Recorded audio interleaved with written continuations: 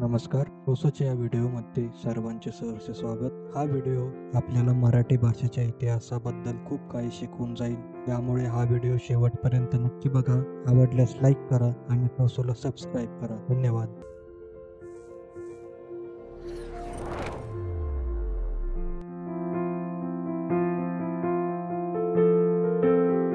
आपली मराठी भाषा Indo Aryan भाषा कुळातील आहे, म्हणजेच संस्कृतच्या पूर्वी जन्मलेली.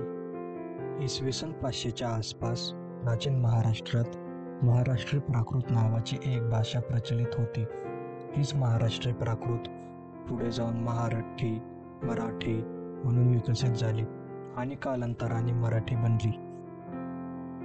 प्राचीन काळातली महाराष्ट्री प्राकृत ही इतकी सुंदर होती की अनेक संस्कृत नाटकांमध्ये संवाद याच भाषेत लिहिले गेले. विशेषतः प्रसिद्ध कवी कालिदासाने देखील त्यांच्या नाट्यकृतींमध्ये याचा उपयोग केला होता. पुढे 13व्या शतकात संत ज्ञानेश्वरांनी ज्ञानेश्वरी लिहिली आणि त्या एका ग्रंथाने मराठीला अजरामर केलं. साध्या लोकांसाठी अध्यात्माचा, ज्ञानाचा जरा उघडला. माझा मराठाची बोलू कौतुके, परी अमृतातेही फैजा जिंके, ऐसी अक्षरे रसिके मेळवीन. त्यानंतर संत नामदेव, संत एकनाथ, संत तुकाराम यांच्या अभंगांनी, ओव्यांनी मराठी भाषेला भक्तीचं पावित्र्य लाभलं. ही भाषा केवळ बोलली गेली नाही, तर ती गायली आणि भक्तीने सजली.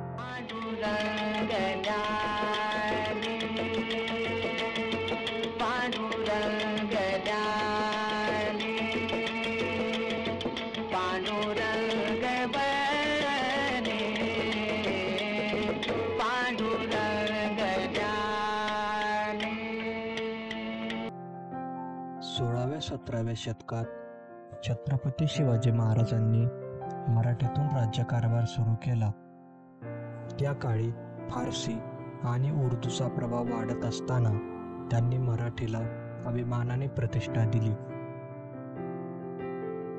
ब्रिटिश काळात छापखाने आले आणि मराठीतील पहिले वृत्तपत्र दर्पण हे सुरू झालं.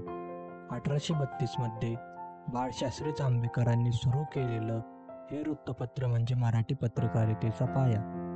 नंतर लोकमान्य टिळक यांनी मराठी साहित्याला राजकीय आणि सामाजिक धार दिली आणि इथेच मराठी भाषा नव्याने बहरली. आज मराठी केवळ महाराष्ट्रापुरती नाही राहिली, तर गोवा, कर्नाटक, मध्य प्रदेश, गुजरात इथेही बोलली जाते. भाषा म्हणजे केवळ संवादाचं माध्यम नाही, तर ती आपल्या इतिहासाची, संस्कृतीची आणि अस्तित्वाची साक्ष आहे.